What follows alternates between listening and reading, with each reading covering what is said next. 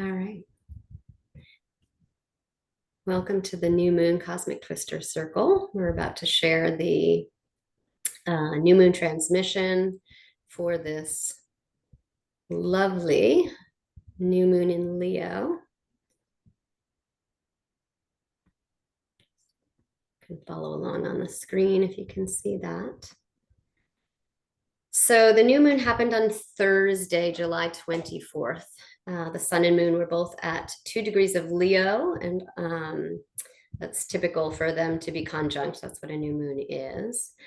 Leo is the sign of courage and ego and has a childlike presence. It's a fire sign that has no shortage of light. However, when the moon crosses the path of the sun, which is what happens during the new moon, we have a mirrored moment to be able to reflect on our ego. What is it that is blocking our inner radiance? We can see our inner child in truth, wounds and all, to finally heal the past for the birth of a more authentic new version of ourself. And this is the moment that we're in this new age of Aquarius. So this new moon is going to feel more like a full moon with both the sun and the moon in opposition to Pluto. So it's kind of a rare moment, bringing up an energy that is carrying a lot of tension, which is calling attention to all systems, all structures, all limitations that are in the way of our personal growth and our self-development. We're being called to see what might be keeping us in our infantile state of fear-based reactions to our triggers. And often those things are landing us back into chronic cycles of victim consciousness. So it's this new moon that's allowing us to be able to set new intentions to, once again, finally transform ourselves in this new moon phase whilst Pluto is in retrograde. And so we're feeling, we have the capacity to feel more aligned and ready for these massive shifts that are happening now for the sake of, what's to come over the course of the next year. And so Pluto, because it's such a slow moving outer planet, has been moving in and out of this 2 degrees of Aquarius, which is in opposition to the 2 degrees of Pluto on this new moon. We've had, I think, 2 or 3 opportunities where we've hit this same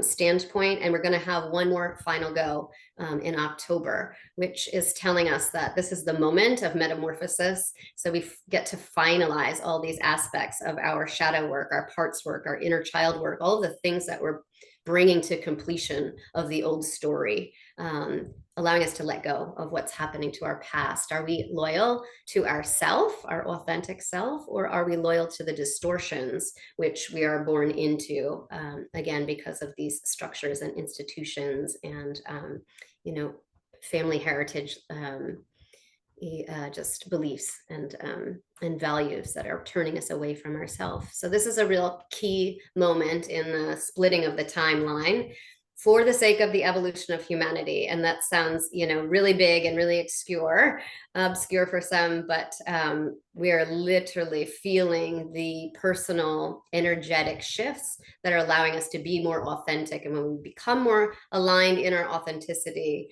we are enabling the collective to be more whole. And so we are being asked to walk away from whatever old contracts we have signed up for in this Earth iteration. And it's our conscious that's telling us it's time to walk away from the old contracts. And the full moon, our last full moon, allowed us to see this, but it's also reminding us, now do we have the courage to finally walk away from what is old? So this collective Gaia Galactic Conscious has been clearly telling us that we need to embrace the transition. And there are 2 polarized future versions of the Earth. And the direction that we head is going to depend on our collective choices. So nothing small, nothing short for this new moon. It's a big, big, big opportunity to truly lean into our ego as it is aligned with our authentic truth of who we are expressing ourselves as.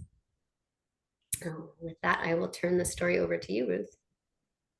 Gorgeous. I see what you mean of how like the story was the perfect coming into it and just listening to you, where we have Psyche, who is just like this real childlike um woman, but she's very naive and childlike in the beginning, and to see her progression to immortality, I think it's going to be a real reflective one, for us and for anyone who's listening to this in replay. So yes, Psyche and Eros does originate from metamorphosis as well. We mentioned metamorphosis in this transmission. And it is so rich in themes of initiation and calls us to ignite our courage for self-awareness and remain loyal to ourselves. And with that, we can start the story. Just feel free to get into a comfortable position, close your eyes, lower your gaze, anything that feels right. And we'll just listen to the abridged version of the story, adapted for this session. Once upon a time, there was a beautiful mortal princess named Psyche, whose beauty was so extraordinary that it enraged Aphrodite, the goddess of love. Feeling threatened, Aphrodite commanded her son Eros to make Psyche fall in love with the most hideous creature.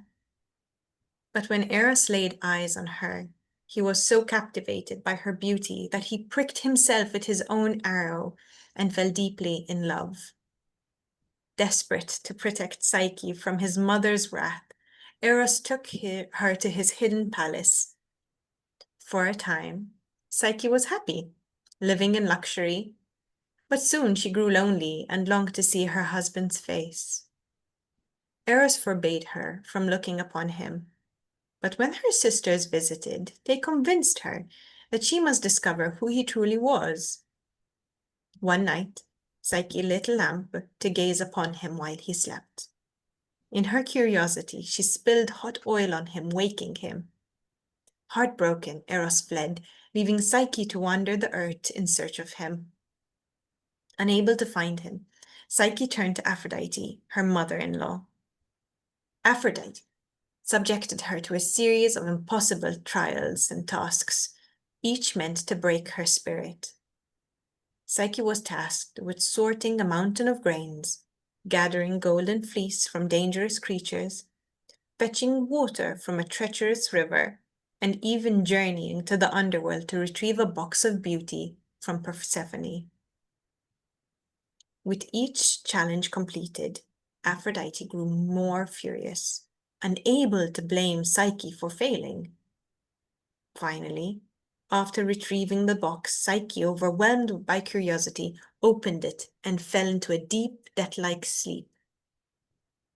Upon hearing of her plight, Eros rushed to her side and kissed her, breaking the spell and waking her from her slumber. In the end, Eros pleaded with Zeus for Psyche's immortality, and Zeus granted it. Aphrodite, seeing the depth of their devotion, accepted Psyche as her daughter and blessed their union. The two gods lived happily ever after, united in love and immortality. And of course, the union brought on their daughter Joy as well. I love And that. so we also have a few of the symbols and themes in this booklet, like sacred transgression, the different mother figures, Eros, pleasure and beauty. But we'll actually go into a few of those. What were your initial reactions to the story? Like what felt really resonant? This story to me is one of those primal stories, getting down to, how far we've come from ourselves, who we are, what is the, capital T truth. It is so aligned with this new moon energy. And like I said, the ask, the way that Pluto is, in 2 degrees of Aquarius right now, and it's, we're in a Pluto retrograde. So Pluto being the planet of transformation is really, calling us back, and in retrograde, it's like, time to come back into, our authentic, our primal versions of ourselves. And the story just kind of has so much, there's so much depth to the story of Psyche and Eros, and, who they are in relationship to others, in relationship, the divine to the earth. There's so much, it's just so rich. Where do we find the courage to really truly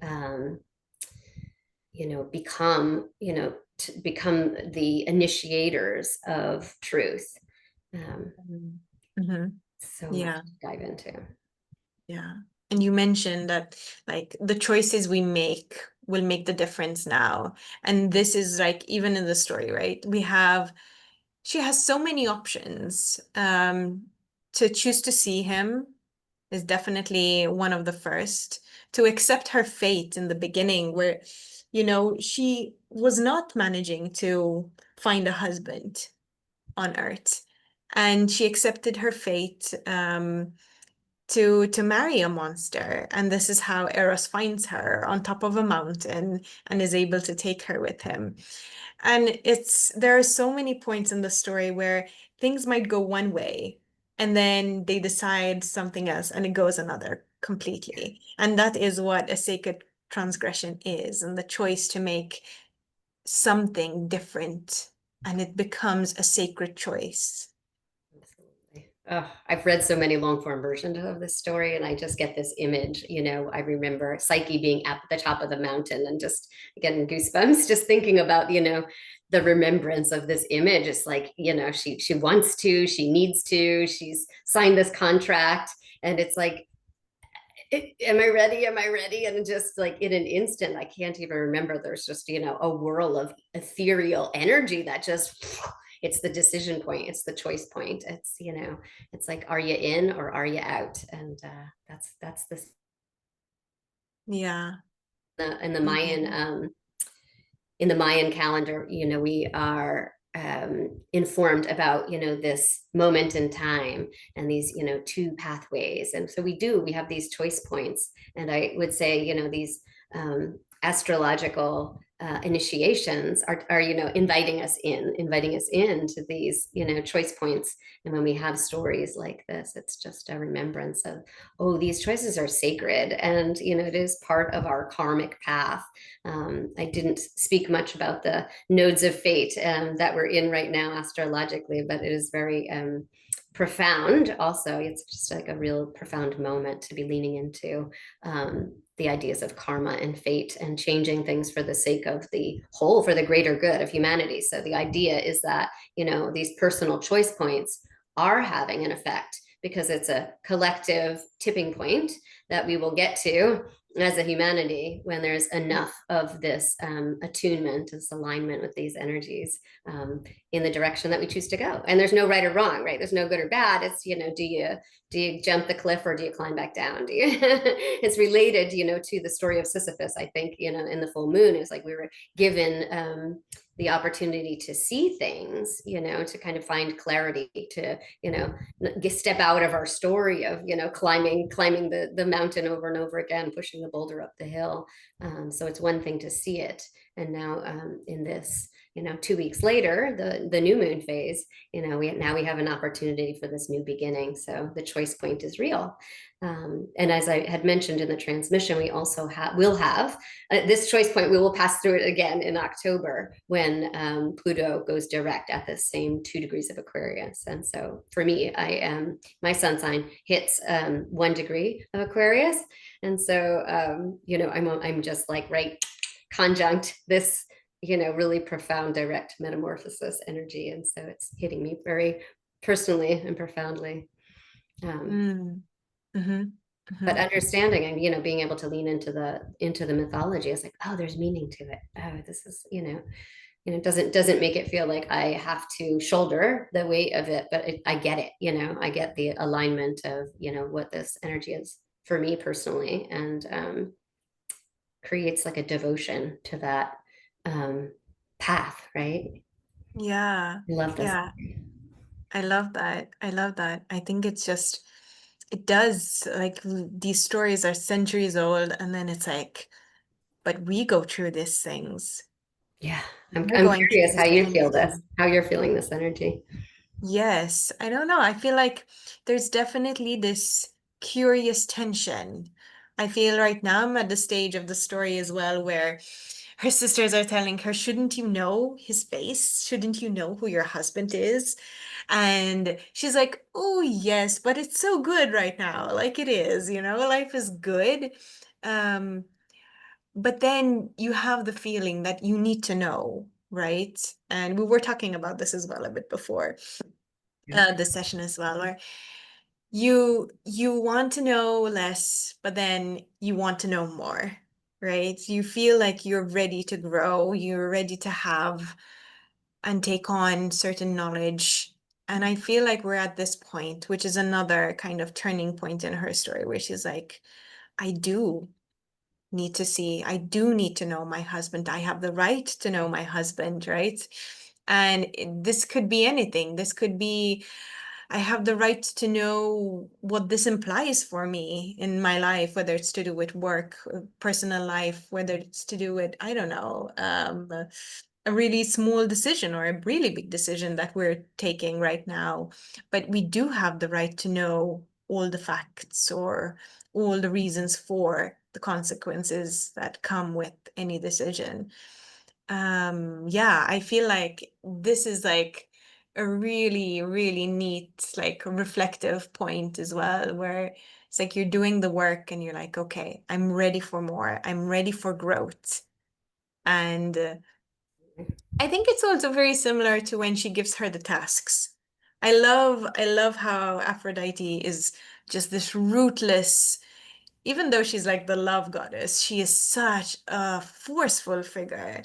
And, she doesn't make it easy. She doesn't make it easy on Psyche. And I think this is like one of the most important questions as a mother figure. Mhm. When do we need to be kind of that rootless in the sense of we can ask ourselves to do more, to be more?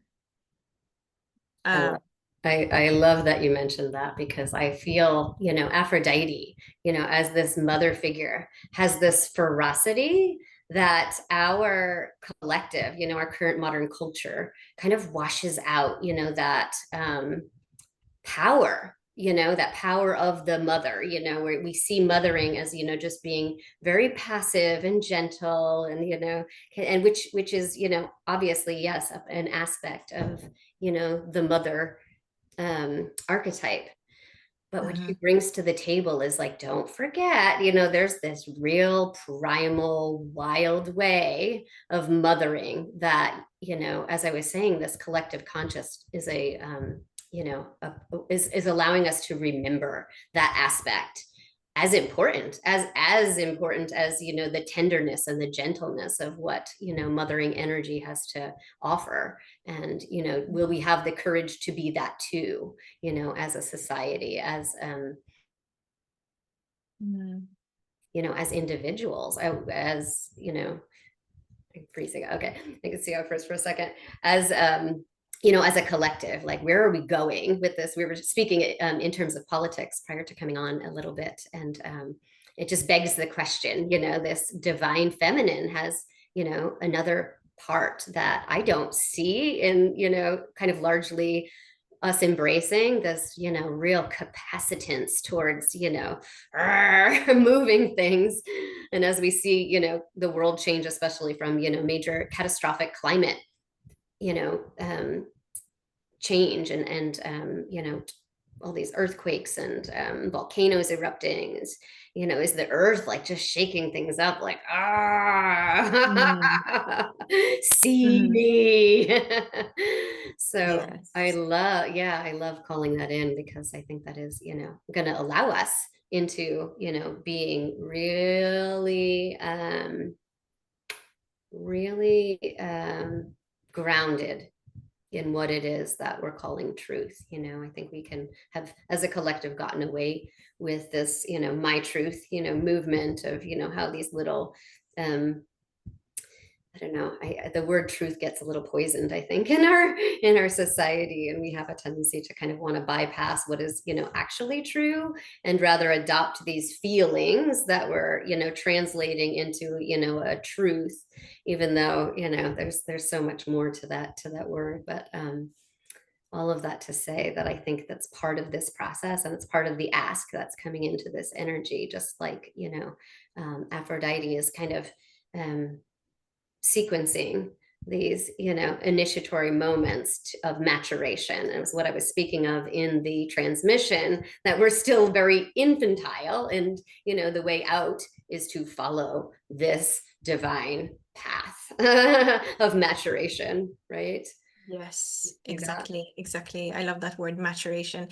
It's exactly what she's asking of her and of us as well, right? Because you can take on whatever is relevant from a story, and Aphrodite is not asking us anything that we cannot accomplish. Because I think, especially in this story, that is her beauty. Because there are other stories where she is just too much. She's too ruthless. She's too ferocious. But here we can see that there is the balance, right? Where she is asking and requiring of Psyche to grow, to be equal even to her son, right? Because they are gods after all, and she is not. And at the end, that's where she kind of becomes an equal, and Aphrodite can accept her because she's evening, putting into question a way of being of the gods marrying the gods. How can a mortal come into this? Mm-hmm. Right? So we also have to see it from her angle, I guess, too. But yes, I feel like we can definitely take on this sorting of seeds at this point, right? What seeds, what ideas, what dreams, what qualities do we need to nourish at this point in time? I mean, the 100%. gathering of the golden fleece is a super interesting kind of task as well. Like trusting in divine timing, Mhm. right? Not going into something too quickly, but then not waiting too long. Absolutely. Um, yeah, and then she has the collecting of water.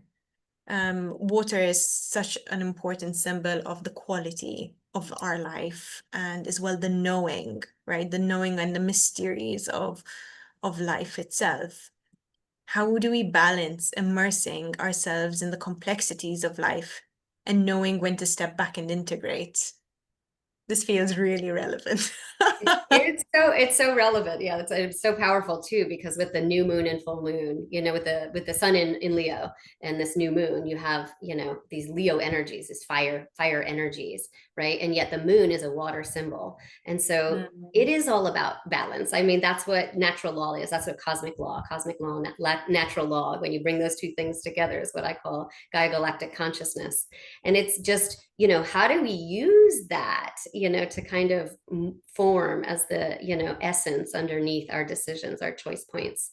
And it's all about balance. It's all about harmonizing, like the full moon to the new moon. It's part of our invocation prayer. We just describe, the fluidity, these cycles of things. And that's the ask, that's the call, that's the remembering, is like, how do we, for the sake of, becoming more balanced, more harmonious. There was something that you had said before too, that just kind of pinged about, the godliness versus, the about Psyche being, not in the godly realm, but she has these initiations. It's exactly what I would, argue galactically, what we're going through as, the earth is transitioning into a different dimension. We're moving into this different dimensional timeline.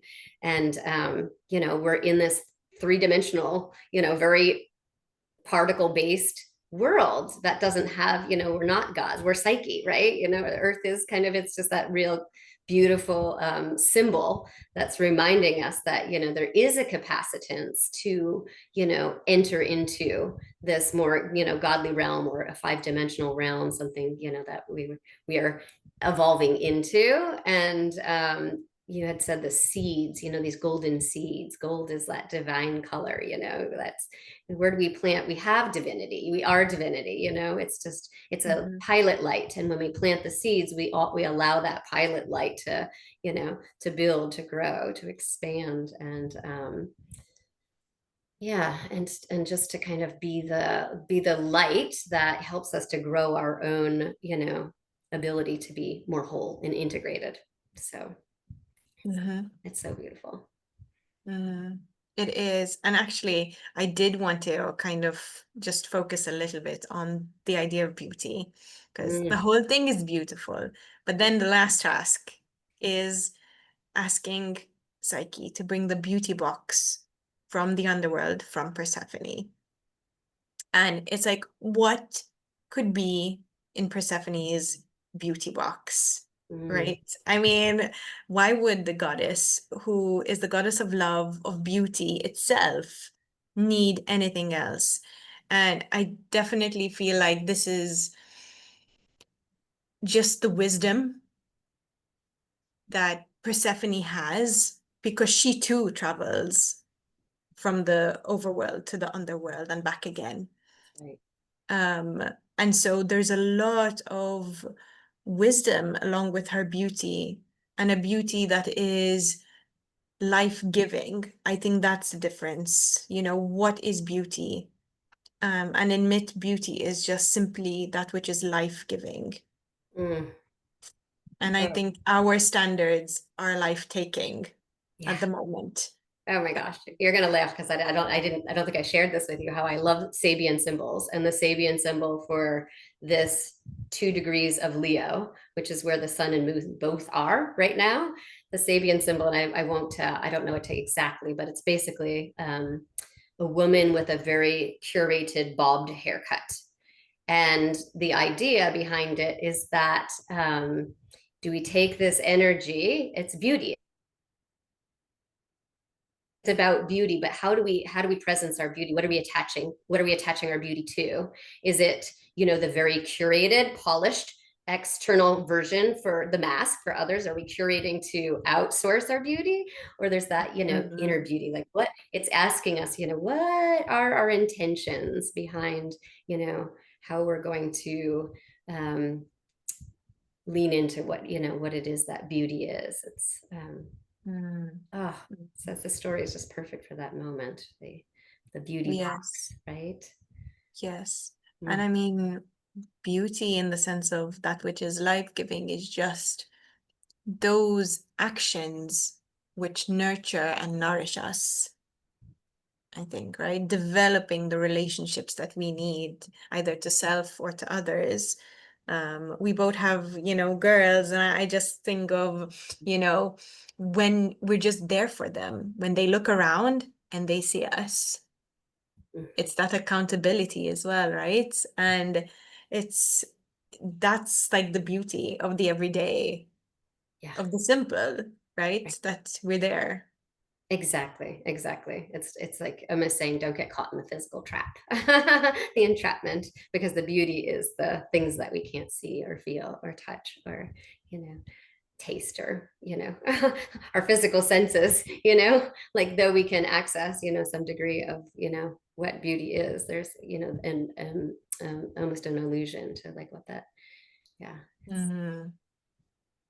it's the essence of beauty. That's, the powerful choice point, I think. Yeah, yeah, exactly. I love that. The new way. Well, Do you that's feel like you want to go into the prompts, or shall we just leave it at that with the recording at least? yeah, I was gonna say with the, we can leave the recording here. It felt really beautiful to digest the story a little bit and the, transmission of the cosmic energy of the moment. And we can attach the prompts in with this recording so that, whoever would like to dive in deeper and do their personal journeying into the energies. I think that feels pretty complete. Mm-hmm. Okay. I feel like, okay. I can't stop the recording for some reason. Maybe I can. All right. I think, oh, yeah, it looks like I can. All right. Blessed be, Earth bodies. Thank you for joining. Thank you